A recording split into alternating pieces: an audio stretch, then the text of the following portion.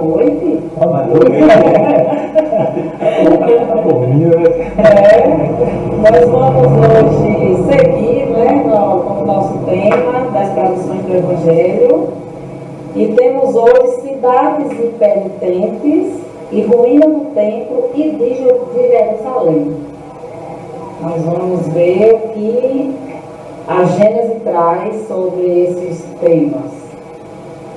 Ele está no capítulo 17 e nos itens de 14 a 20.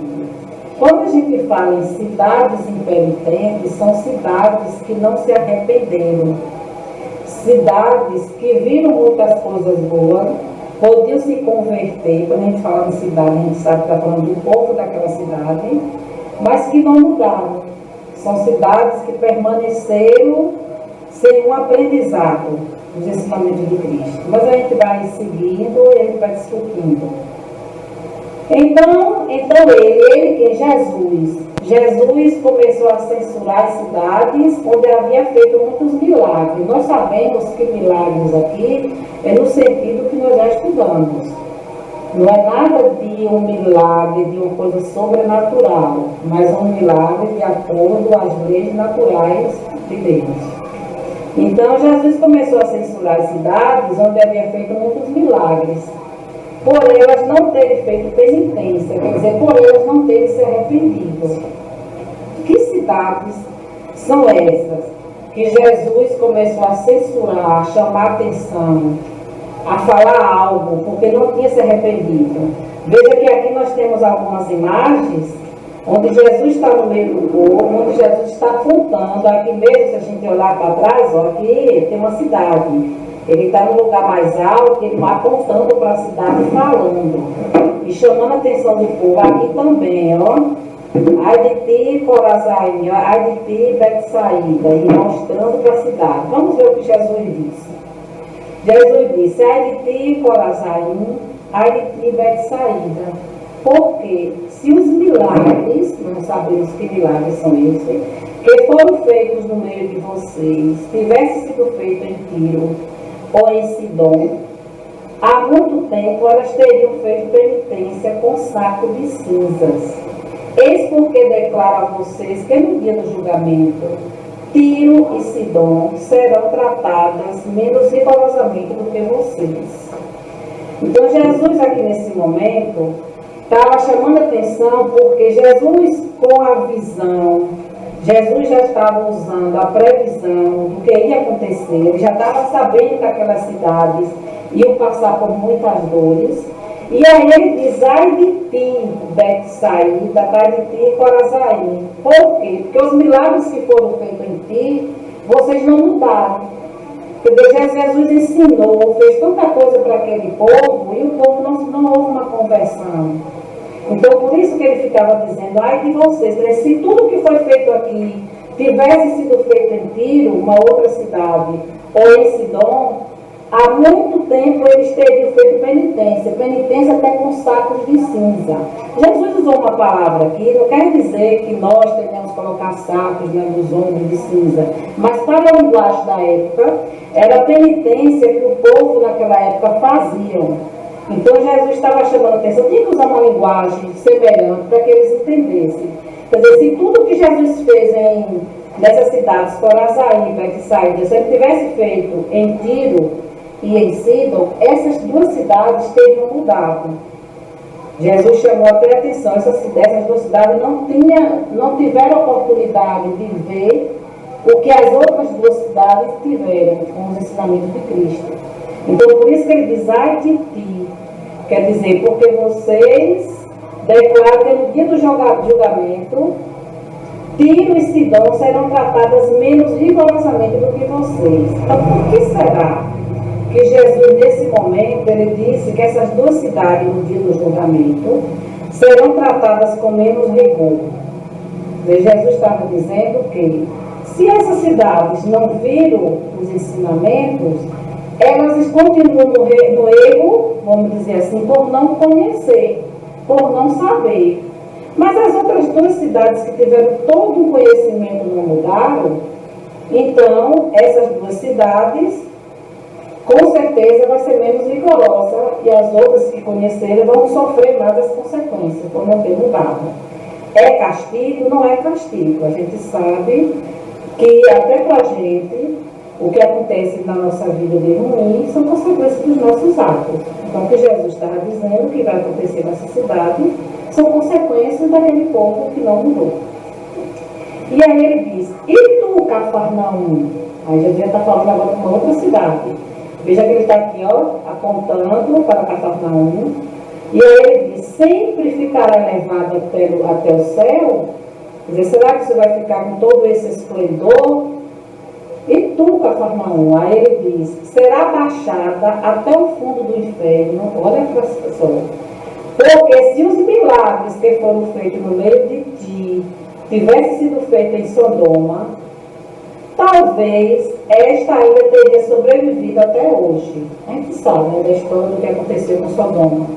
Eis porque te declaro que, no dia do julgamento, o país de Sodoma será tratado menos rigorosamente do que tu. Está em Mateus, aqui é a continuidade do texto anterior. Está em Mateus 11, de 20 a 24. Quer dizer, uma outra cidade que viu todo o ensinamento de Cristo e não mudou. E aí ele diz que Sodoma ele não chegou a conhecer o que Cafarnaum conheceu. Que talvez se essa tivesse tido a oportunidade de conhecer, ela teria mudado. Mas em Cafarnaum, por que tu não muda? Será que você vai permanecer desse jeito? Tão esplêndida? Então o Senhor está chamando a atenção novamente do povo, já com relação a essas mudanças. E aí o que ele diz?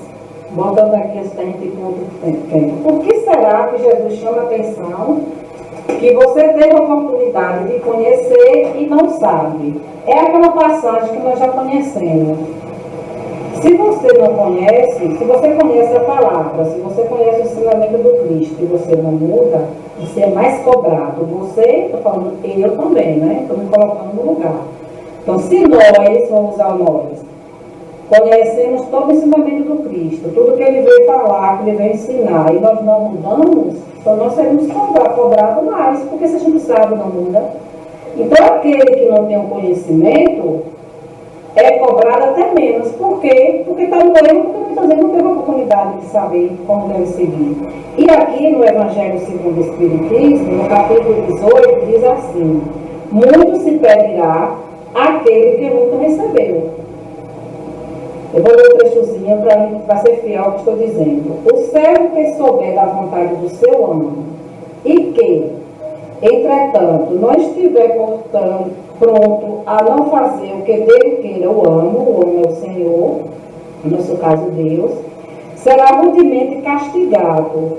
Mas aquele que não tenha sabido da sua vontade e fizer coisas dignas do castigo, menos punido será, o que eu acabei de dizer. Muito se pedirá àquele a quem muito se houver dado, e mais contas serão tomadas àquele a quem mais coisas se haja confiado. Está em Lucas, está no Evangelho em Lucas 12, de 47 a 48. E aí Jesus continua assim: vim a este mundo para exercer um juízo, a fim de que os que não veem, vejam, e os que veem se tornem cegos. Alguns fariseus que estavam com ele, ouvindo essas palavras, lhe perguntaram: também nós? Então somos cegos? Respondeu Jesus: se fossem cegos, não tereis pecado. Mas agora dizeis que vedes, e é por isso que vós permanece no pecado. Quer dizer, se você vê o ensinamento, o caminho certo, como deve seguir, e não muda, se tornou certo. Né? Sabe de tudo, mas não faz nada para mudar. Nós sabemos de tudo que Jesus nos ensinou. Então ele estava chamando a atenção das cidades por isso. E vocês que têm toda a oportunidade de mudar e vocês não mudam, vocês não se arrependem, vocês não mudam a postura, então vai ser cobrado muito mais, se tornaram cegos. E aí vem a explicação. Principalmente aos ensinos dos Espíritos, é que estas máximas se aplicam. Quem quer que conheça os preceitos do Cristo e não os pratique, é certamente culpado. Contudo, além do Evangelho que os contém, acha-se espalhado somente no seio de seitas cristãs, mesmo dentro destas, quantas há as que não leem, e entre os que leem, quantos os que não compreendem. Resulta daí que as próprias palavras de Jesus são perdidas para a maioria dos homens. Então, está falando daquele espiritismo, mas ele está dando as seitas cristãs, quer dizer, outras igrejas. Está dando o mesmo exemplo. Se você sabe, se você conhece, além do Evangelho, e não pratica, essas palavras são perdidas. Eu lembro até aquela passagem, pérola jogada aos porcos, né? Quer dizer, foi jogada tanta coisa bonita, mas nada aconteceu, nada mudou. Então nós, aqui está chamando a atenção, mas a gente precisa trazer para a nossa realidade. Se nós que conhecemos, ou dizemos que conhecemos, se nós não tivermos uma postura de mudança, nós seremos cobrados bem mais por conhecer. Então é preciso que a gente esteja atento para isso. Mas também que a gente não pode, essas minhas palavras não é no sentido de culpar ninguém, porque cada um tem seu tempo, mas é no sentido de um alerta, para que a gente tenha esse alerta. Nós estamos fazendo o que aqui todas as terças, todos os domingos? Nós estamos aqui estudando, porque um momento como esse é um estudo. Nós estamos aqui lendo, se aprofundando, discutindo e aprendendo cada vez mais. E se a gente não coloca em prática, quando a gente sai daqui, porque o Evangelho acontece quando a gente sai da casa, seja da casa espírita, seja de uma igreja, de onde for, ali com ele começa o Evangelho. Se a gente nada faz para colocar em prática, nós estamos fazendo a mesma coisa que Jesus está dizendo ali. Vocês tiveram todas as oportunidades e não fizeram nada para mudar. Vamos seguir.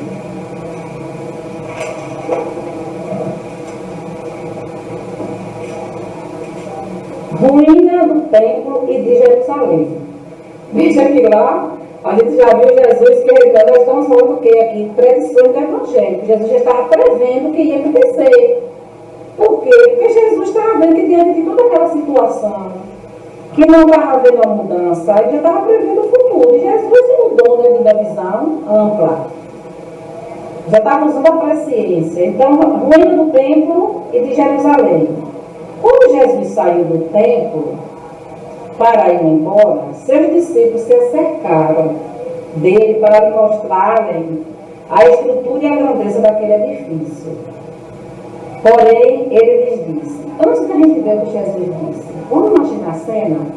Jesus vai sair do templo, aí os discípulos e aquelas pessoas que estavam com ele acompanham Jesus. Mas o mundo era tão mais material do que o de hoje, que o que eles queriam? Mostrar os edifícios, as belezas, as grandezas. Quer dizer, com aquela felicidade, como se isso fosse o mais importante. Logo dizendo quem é Jesus. Então eles se acercaram de Jesus para mostrar a estrutura a grandeza daqueles edifícios. Aí Jesus vai e diz, ó a pancada. Jesus vai e diz, estão vendo todas estas construções? Digo a vocês que, na verdade, elas serão destruídas de tal maneira que não ficará pedra sobre pedra. Está em Mateus 24, de 1 a 12. Gente, Jesus tinha momento que tinha que ser tão forte, tinha momento que tinha que ser tão duro, mas as pessoas ainda não compreendiam. Né? Imagina, quer dizer, ele está dizendo que isso aí não tinha nada de importante. O importante não era esses edifícios, não eram esses monumentos, eram outros valores que ele estava ali desde o início ensinando. Então Jesus tinha que chegar para sacudir o povo e dizer. E aí ele diz, em seguida, tendo chegado perto de Jerusalém, contemplou da cidade, ele chorou por ela, dizendo, gente, eu digo a você, ó, me dá um nó na garganta, eu começo a imaginar a cena. Estava preparando em casa, e aí eu encontrei essa imagem, quando a gente colocar o título, na internet mostra, Jesus sentado, chorando, olhando para a cidade. Imagina, o que Jesus fez no seu tempo que estava aqui.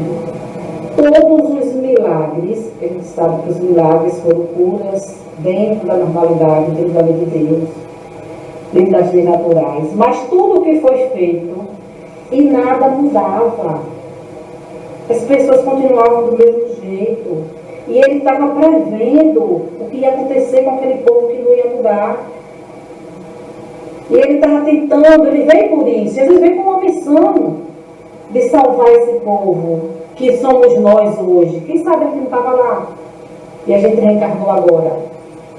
E Jesus vinha dizer a esse povo que precisava mudar, que precisava ser diferente em nada. Então ele chega um momento que ele continuou, chegou perto de Jerusalém e ele chorou. Chorou de angústia, chorou de desespero. É como diz assim, meu Deus, coisa na minha cabeça, eu fico pensando, será que foi em vão? Claro que ele não ia dizer dessa forma, porque é um espírito mais elevado, mas ele chorou. Por que ele chorou? Porque Jesus também é humano. Jesus nasceu de Maria. Jesus não desceu do céu de carne e osso. Então ele tinha muito do humano, ele sentia as dores que todos nós sentimos. Claro, um espírito mais elevado. Mas imagine a angústia nesse momento, porque quando a gente chora, a gente sai com angústia. Imagine a angústia nesse momento de Jesus, para ele olhar para aquela cidade, e chamando a atenção, e chegar ao ponto de chorar, porque aquele povo não mudava. E aí está pensando nos dias de hoje, eu sempre falo para a gente, porque esse povo andou todo com Jesus lá. Nós não andamos com Jesus ao lado, mas a gente tem tudo aí que nós temos de informação para mudar. Todo o conhecimento nós sabemos. Mas depois a gente volta para a gente. Vamos seguir aqui. Aí Jesus disse o quê? Depois, chorando, ele disse, a Jerusalém, né? Se ao menos esse dia, reconhecesse aquele que pode te proporcionar.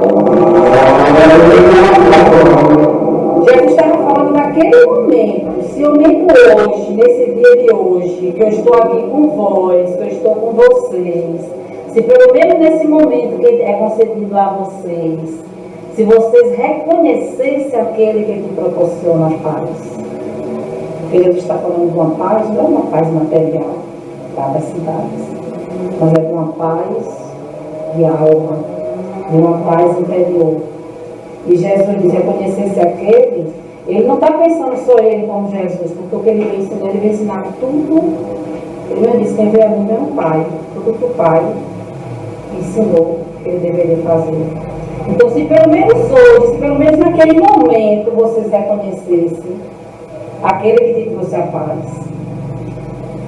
E aí, eu trouxe aqui essas imagens para a gente pensar. As oportunidades, né?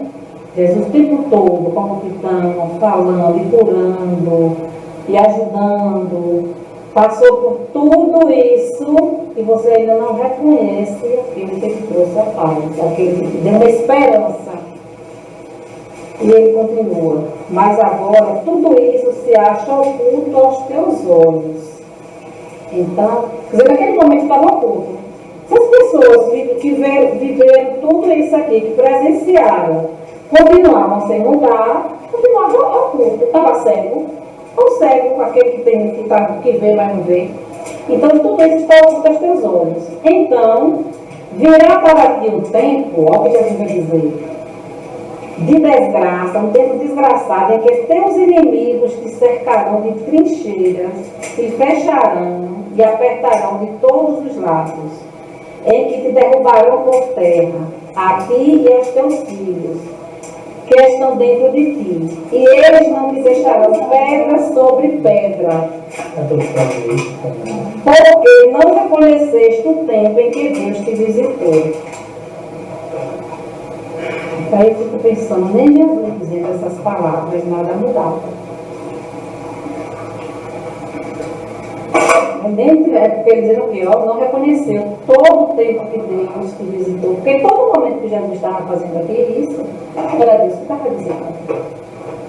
E ninguém reconheceu. E aí é nessa hora que eu digo que eu trago para a gente. E nós hoje? Que nós também sabemos que nós estamos aqui refletindo, que a gente já sabe toda a história, toda a trajetória de Jesus, todo o ensinamento, porque ele é o nosso modelo de vida. E nós estamos ainda naquela época, ou nós mudamos, já conseguimos mudar um pouquinho. Eu acredito que a gente conseguiu mudar um pouquinho, tanto é que nós estamos aqui. Mas a gente vai fazer muita estrada. A gente vai ter muita estrada para mudar, para consertar, para ser diferente. E que a gente possa sempre trazer, porque quando a gente vê Jesus falando isso, não é jogando praga. Dizendo, né? Se você faz por ti, se você está fazendo assim, a lei vê todo. Se você age de um jeito mal, mal é para você. Se você faz de bem, é para você. Então, se naquela época vivia muita barbárie, muita coisa ruim, ia votar essas coisas ruins.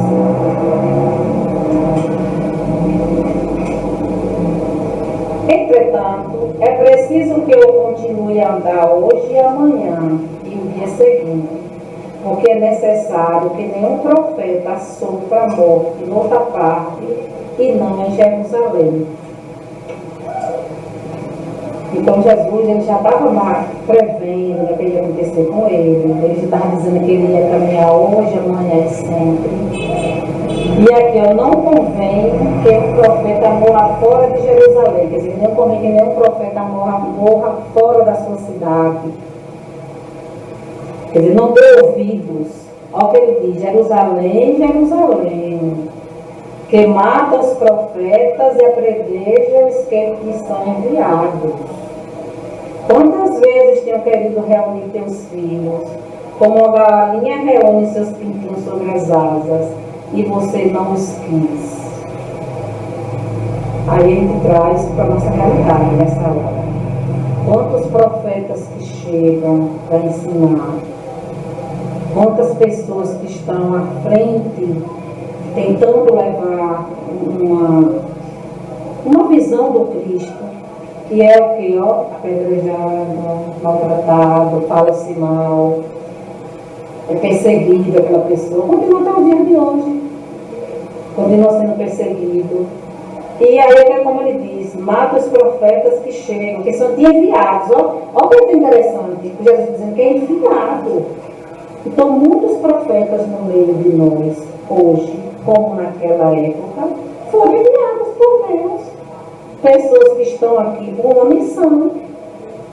Quantas pessoas que a gente sabe que faz tanta coisa interessante, que dizem, não, essa pessoa veio mesmo, que só faz coisas que agradam a Deus, segue muito o ensinamento de Cristo. Então a gente vê que são pessoas enviadas, que só fazem o bem. Então é como ele diz aqui, e Jerusalém está apedrejando os que são enviados, que foi enviado, mandado para ti. Aí ele diz, quantas vezes eu quis juntar vocês? Aí dá o exemplo da galinha, né? O que a galinha faz? A galinha pega todos os pintinhos e coloca ali debaixo das asas. Vamos colocar aqui, vamos deixar todo mundo unido, todo mundo junto. Então já disse, quantas vezes eu quis fazer isso, mas foi impossível. Então ele diz, vocês não o quis. Eu fico analisando, porque aí Jesus, ele já estava naquele momento, sabendo o que ia acontecer com ele lá na frente. Ele estava prevendo, já sabia que ele ia ser morto, que precisava ser daquela forma. Já estava chegando o momento da sua partida do mundo encarnado, porque Jesus continua no meio de nós até hoje em espírito. Mas Jesus estava ensinando aqui, que ele estava vendo que todo aquele tempo que ele ficou, pouca coisa tinha mudado, nada tinha mudado para o que deveria ser. E aí ele já começa a analisar ele como sendo também matéria, que ele nasceu de Maria, a dor e a angústia que ele ia sentir nesse momento. Porque ele já estava alertando, está chegando a hora. Está chegando a hora que eu vou partir. E eu preciso dizer isso para vocês. Ele ainda continua dizendo assim. Aproxima-se o tempo em que a sua casa ficará deserta. Ora, é verdade, eu digo a vocês que de agora em diante não me tornarão a ver, até que digam, bendito seja aquele que vem em nome do Senhor. Está em Lucas 13, 33 a 35. E aí ele está dizendo, se agora que vocês estão me vendo, estão fazendo isso comigo, não estão mudando, vai chegar um momento que vocês não vão mais me ver, porque ele já estava dizendo que ia morrer a carne. E muitos ia ter que dizer isso, bendito é aquele que vem em nome do Senhor, que é Jesus Cristo. Aí eu fico pensando, eu gostaria que cada um de nós fizesse essa reflexão. Se nós estivéssemos lá, talvez a gente, quem sabe, também não estava lá, não vou pensar agora que eu estava encarnado. Se nós estivéssemos lá, será que a gente tinha mudado, estando próximo do Cristo, vendo tudo? Ou será que a gente está igual o povão lá, seguindo o mesmo jeito? A gente estava no povão e eu acho que a gente que a gente sente hoje, de tentar ver os outros mudar e sentir essa impotência, é a gente sentindo na pele aquilo que a gente fez, o outro sentir em outro tempo, né? É. Agora tem uma fala que eu queria perguntar a ver se tu está aí, se tu vê da mesma forma que eu estou vendo. Essa fala de Jesus, quando ele diz: aproxima-se o tempo em que sua casa ficará deserta. Seria aquela fala que às vezes os Espíritos trazem para a gente, de que às vezes é necessário deixar que caminhe com as próprias pernas? Eu tentei, te orientei, mas tu não quiseste. Então é preciso que tu sofra as consequências das tuas escolhas para que entenda o meu chamado. Né? Nesse sentido, Eu fiz essa visão, eu estou lá, eu não porque ele diz assim, você não vai mais me ver, eu digo a vocês que de agora em diante não me tornaram a ver, até que digam, bendito seja aquele que vem no nome do Senhor. Então vai estar deserta desse espírito, não é que a casa desertar. Não é que não vai ter ninguém na casa, mas eles vão sentir a solidão de um deserto. exatamente. Não tem a quem recorrer. exatamente, não tem. Aquela muleta, porque Jesus aí nesse sentido representaria a muleta. Se surgia um espírito para expulsar e os discípulos não conseguiam, recorrer a Jesus. Então, se Jesus não estava ali, eles teriam que se virar com o que já tinha aprendido. Não, mas é uma sensação assim que eu fico, como diz Davi, não sei se é essa sensação de ou nós estávamos lá, ou de pensar se nós não tivéssemos mudado, ou talvez até uma angústia de assim, por que eu já mudei? De pensar como Jesus viu tudo isso e que as coisas continuam do mesmo jeito. Quando virem um exército, ele continua, né? Porque aqui é continuando a falar de lá. Quando virem um exército cercando Jerusalém, saibam que está próxima a sua desolação, quer dizer, a sua destruição. Então, fujam para as montanhas os que estiverem na Judéia, retirem-se os que estiverem dentro dela e os que estiverem nas redondezas. Não entrem nela, porque esses dias serão os da vingança, a fim de que se cumpra tudo o que está na Escritura. Quando Jesus traz essas palavras, é como eu digo, é uma linguagem da época.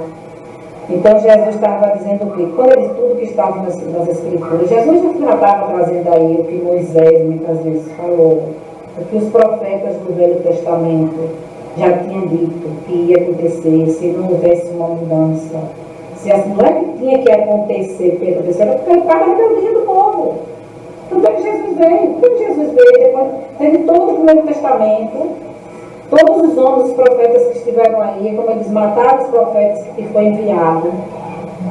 Quer dizer, vocês fizeram isso, eu precisei vir e chego aqui e ainda continua desse jeito. Então, vai cumprir o que está escrito. Se nada mudou, se continua desse jeito, aí ele estava dando alerta de tudo que ia acontecer. Quando visse os exércitos cercando, que era para fugir. Porque já começou o momento da guerra, de desgosto. Ai, olha para isso. Ai das que estiverem grávidas aumentando nesses dias, visto que esta cidade será cravunhada de males e a cólera do céu recairá sobre este povo. Passarão pelo fio da espada, serão levados em cativeiro para todas as nações, e Jerusalém será calcada aos pés, deve ser calcada mesmo, aos pés pelos gentios. Gentios são aquelas pessoas que não tinham fé, não tinham segmento religioso, até que o tempo das nações tenha se cumprido. Lucas 21, de 20 a 24. Quando Jesus diz isso aqui, não quer dizer que as mulheres não deveriam engravidar e amamentar. Ele estava dizendo que a dor ia ser tão grande que as mães que tiveram filhos, quer dizer, ai de ti que nunca teve filho, porque você não ia ter o sofrimento de ver o filho seu sofrendo, ou de ver um filho seu sendo arrebatado de ti ou sendo morto. Se você está amamentando, muitas vezes não poder nem continuar no nome do seu filho.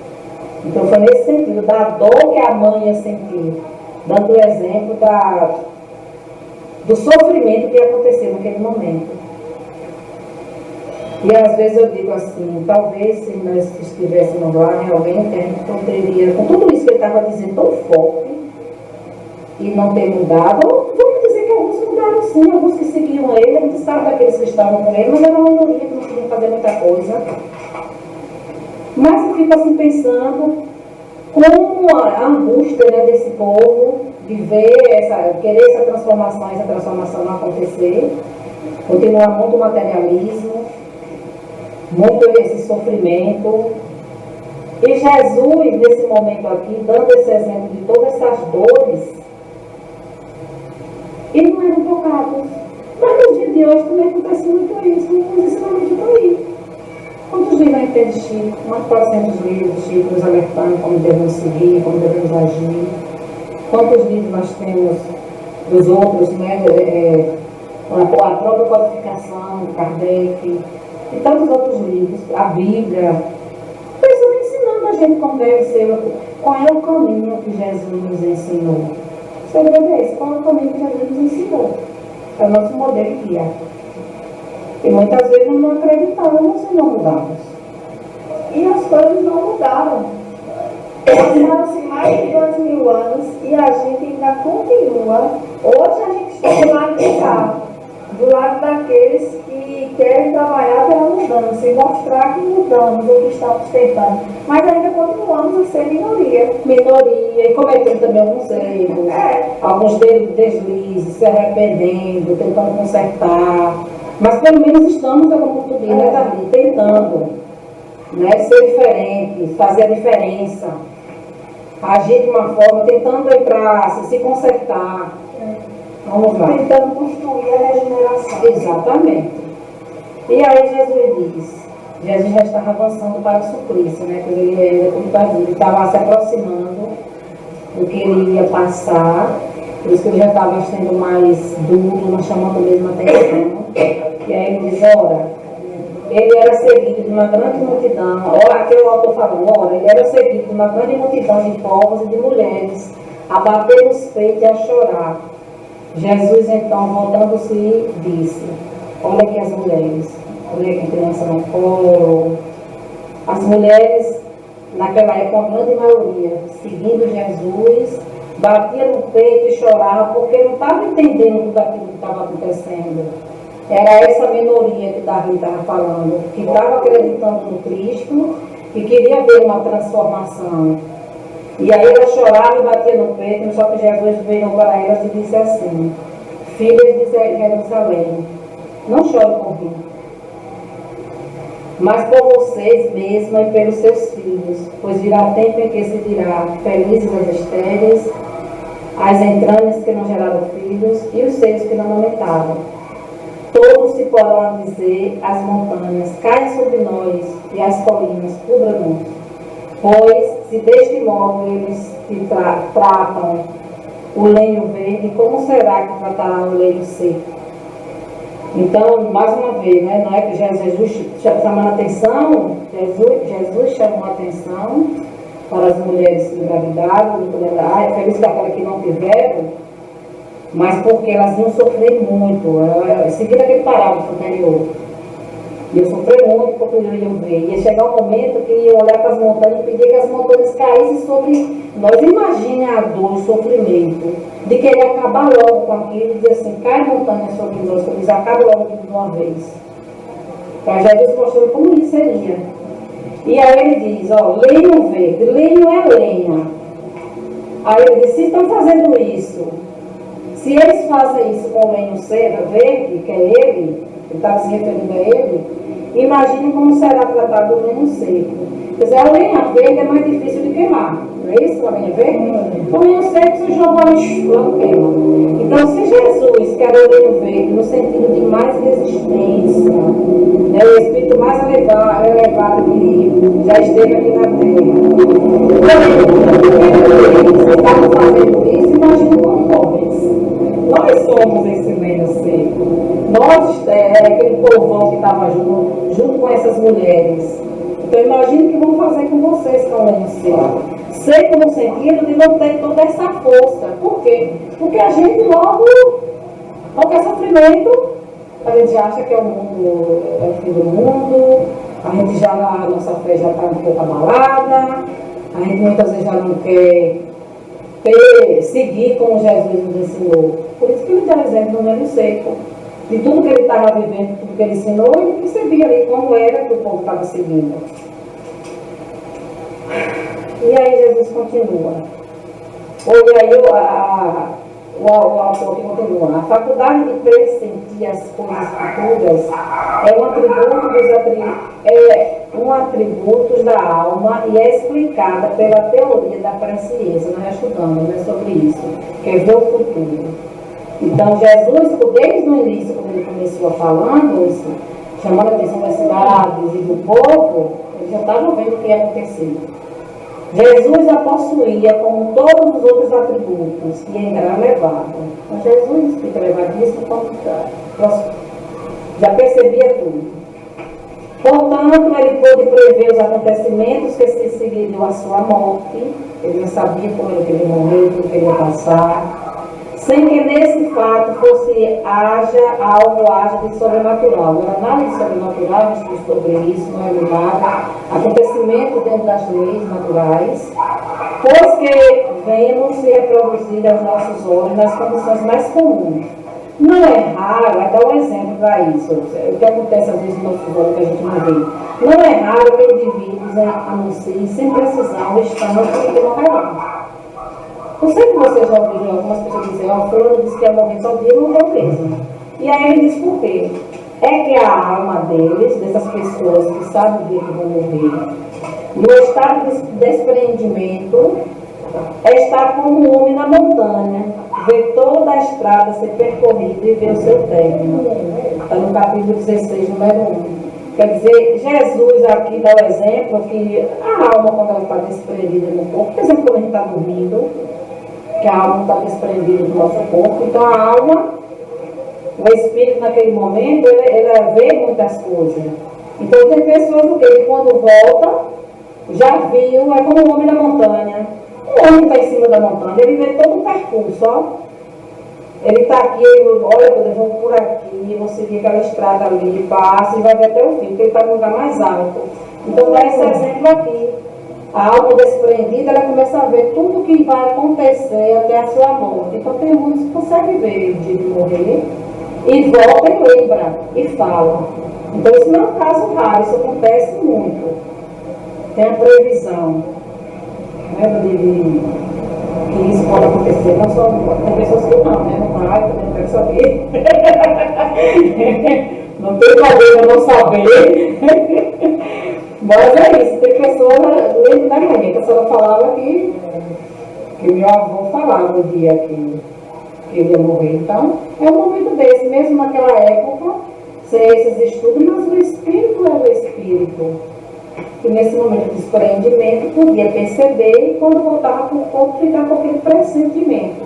Vai ser tal dia. E falar. Chico Xavier mesmo sabia. Chico dizia que ele disse que ele ia morrer no dia e que o Brasil está em festa.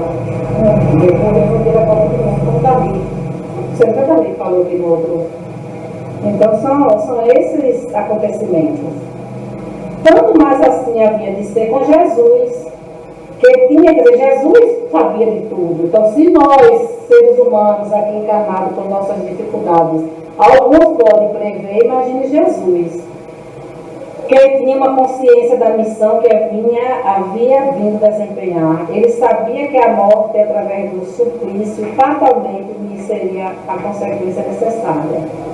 A visão espiritual, quer dizer, essa visão espiritual que era permanente nele, assim como a penetração do pensamento. Uma visão, como ele penetrava no pensamento, ele conseguia ver o que as pessoas estavam pensando. Havia de lhe mostrar a circunstância e a época fatal. Pela mesma razão, ele podia prever a ruína do tempo, como ele falou, que ia acontecer, a queda de Jerusalém, as desgraças que iriam recair sobre seus habitantes e a dispersão dos judeus. Então, Jesus, tudo que ele falou, que ele previu, ele chamou bem atenção. E esse ensinamento fica para nós. Se não seguirmos, aquele que não segue o ensinamento do Senhor Jesus, aquele que não segue no caminho que deve se seguir do bem, do amor, do perdão, se a gente não segue um caminho bom, a gente vai ter consequências ruins. É o que Jesus está dizendo aqui. Então isso vai ficar claro.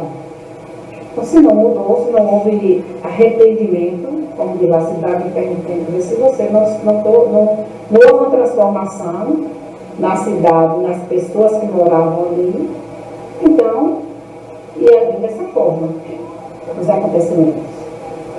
Mas se a gente muda, se a gente se transforma, a nossa pena é diminuída. Porque nós estamos aqui evoluindo, nós estamos aqui para aprender cada dia mais.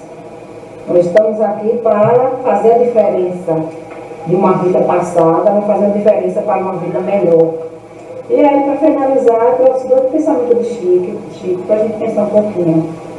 Deus nos concede a cada dia uma página da vida nova no livro do tempo. Aquilo que colocamos nela corre por nossa conta. Por cada dia, ao amanhecer, o que vai acontecer naquele dia, nós vamos escrever. Vamos escrever, quer dizer, os nossos atos, a nossa forma de agir, como um livro, é uma página aberta ali, em branco. Quer dizer, o que a gente vai colocar lá é por nossa conta. As consequências do que a gente vai colocar lá também é nossa. Seja para o bem ou seja para o mal. E, embora ninguém possa voltar atrás e fazer um novo começo, qualquer um pode começar agora e fazer um novo fim. Gosto muito desse pensamento também. Dizer, mas agora e agora? Eu já fiz tanta coisa diferente, não teve jeito, já passou. Passou. A gente não pode começar de novo. Vamos fazer um fim diferente? Logo que estamos no fim, vamos ver se o fim pode ser de outro jeito? Então, que a gente faça essas reflexões do dia a dia e tenhamos todos uma boa noite. Com a cabeça.